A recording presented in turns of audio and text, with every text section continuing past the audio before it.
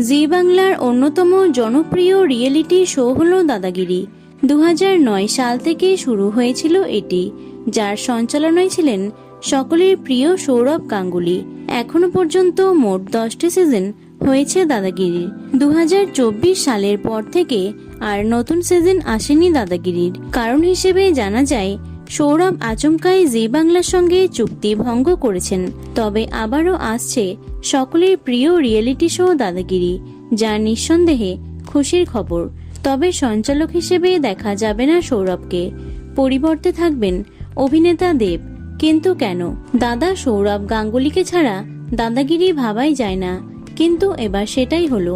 শোনা যাচ্ছে 2024 সালের পর পারিশ্রমিক সংক্রান্ত মত পার্থক্যের জেরে জি বাংলার সঙ্গে দূরত্ব তৈরি হয়েছিল সৌরভের, যার কারণে তিনি এই শোটি থেকে সরে দাঁড়িয়েছেন। দাদাগিরি ছেড়ে তিনি স্টার জলসার সঙ্গে 4 বছরের জন্য 125 কোটি টাকার একটি বড় চুক্তি স্বাক্ষর করেছেন, যেখানে তিনি বিগ বস বাংলা এবং একটি কুইজের শো সঞ্চালনা করবেন। সঠিক অঙ্ক জানা না গেলেও সূত্রের খবর অনুযায়ী দাদাগিরির জন্য প্রতি সপ্তাহে সৌরভ 1 কোটি টাকা নিতেন, অর্থাৎ মাসে 4 থেকে 5 কোটি টাকা।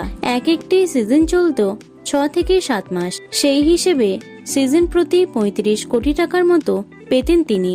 সেই তুলনায় স্টার জলসা থেকে আরো বেশি লাভবান হবেন তিনি, যার কারণে এমন সিদ্ধান্ত। খবরটি সামনে আসতেই হতাশ ভক্তরা। 2 বছর বিরতির পর চলতি বছরেই আসছে দাদাগিরির নতুন সিজন। সঞ্চালনার দায়িত্বে দেব। এ বিষয়ে সৌরভ বললেন, শুনলাম দেব সঞ্চালনা করবে ও নিজের স্টাইলে করবে। সবার তো নিজস্ব একটা স্টাইল আছে। দেবের জন্য আমার শুভ কামনা।